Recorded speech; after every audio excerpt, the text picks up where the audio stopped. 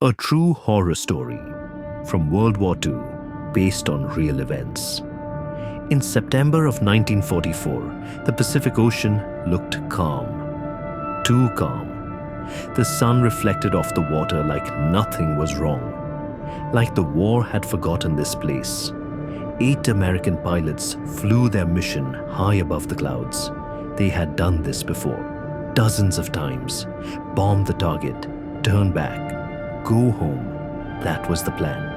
But war does not care about plans. Anti-aircraft fire ripped through the sky without warning. One plane was hit, then another. Metal tore apart. Engines screamed. Flames swallowed cockpits as the planes spiraled down toward the ocean. Parachutes opened. Some pilots hit the water hard. Others barely survived the fall. They floated in silence, watching the smoke rise from the ocean. Below them, a small island, Chichijima. They didn't know its name yet. They would never forget it. The pilots swam for shore, exhausted, injured, bleeding. When their feet touched land, they felt relief. They were alive. That relief lasted only minutes. Figures stepped out of the jungle. Japanese soldiers, rifles raised, faces emotionless. The pilots were surrounded, hands forced behind their backs.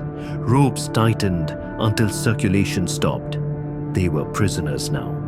And on Chichijima, prisoners did not survive. They were dragged inland, away from the beach, into thick jungle. The air was heavy, humid, hard to breathe. Villagers watched silently as the men were taken past them. No one spoke, no one helped. The cells were small wooden cages, no windows, no beds, just dirt floors and darkness. Food came once a day, sometimes less. A few grains of rice, dirty water. Days blended together. The pilots grew weaker, their bodies shrank, their faces hollowed. Hope faded. At night, the jungle came alive. Insects crawled across their skin. Rats moved freely between the cells. The smell was unbearable. Rot, sweat, fear, sometimes. They heard screaming, screams that echoed through the trees, screams that ended suddenly. After that, only silence. Then the guards started calling names. A door would open. A man would be pulled out. The others would listen as footsteps faded into the jungle. No one ever came back. The empty cell was the only answer. One prisoner whispered to another in the dark, "Do you think they're executing us?" No one replied. They already knew.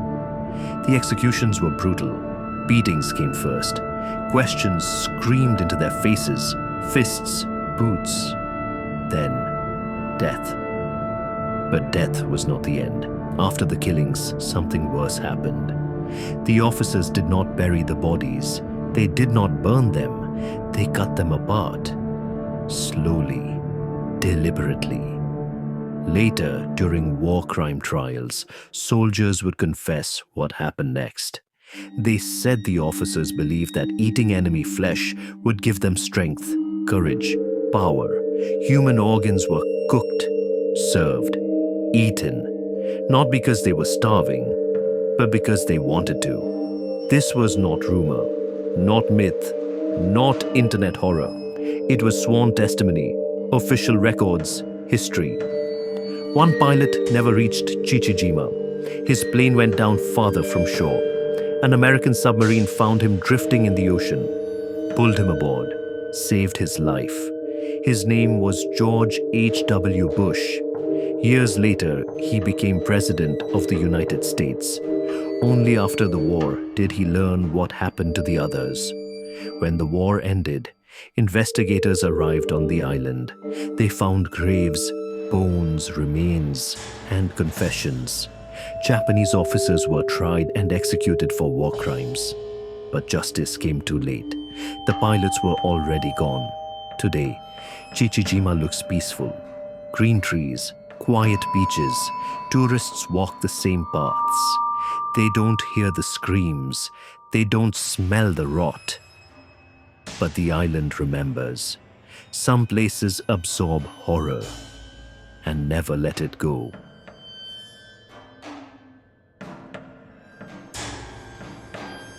The ravine of Babi Yar, 1941. In September of 1941, Kiev was silent. The city had already fallen. German soldiers controlled the streets. Posters appeared on walls overnight. They were written clearly, calmly, officially. All Jewish residents of Kiev were ordered to gather at a specific location. They were told to bring documents, money, and warm clothes. They were told they were being relocated. Many believed it. They had no reason not to. Early in the morning, people began to walk. Families, elderly couples, parents carrying children. Some pushed carts, some dragged suitcases. The streets filled with quiet footsteps. No one screamed. No one resisted. They still believed they were going somewhere safe.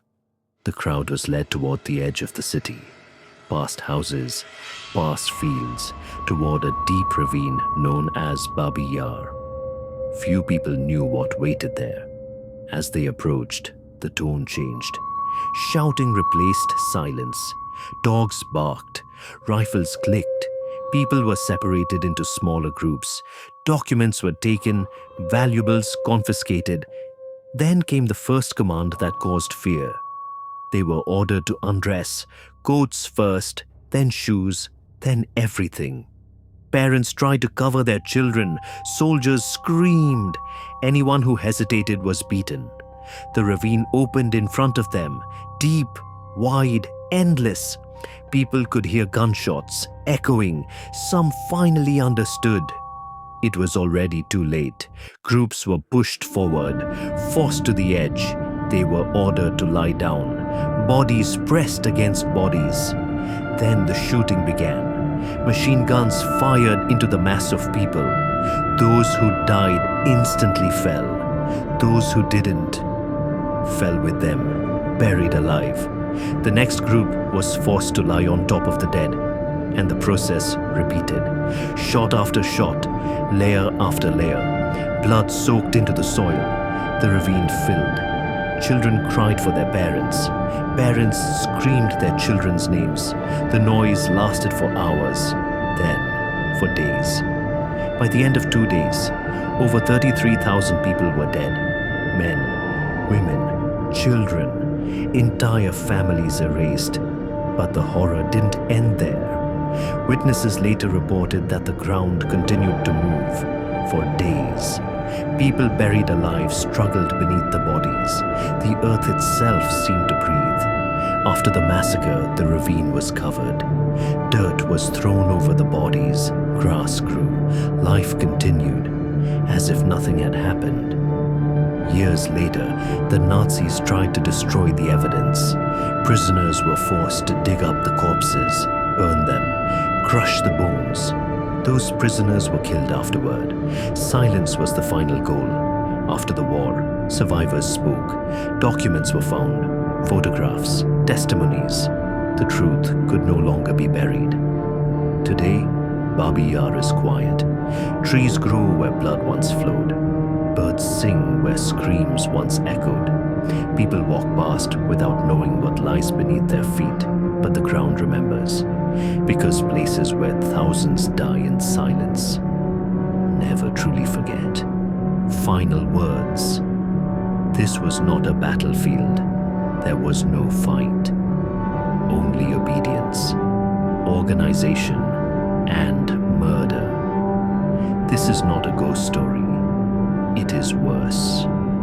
It is history.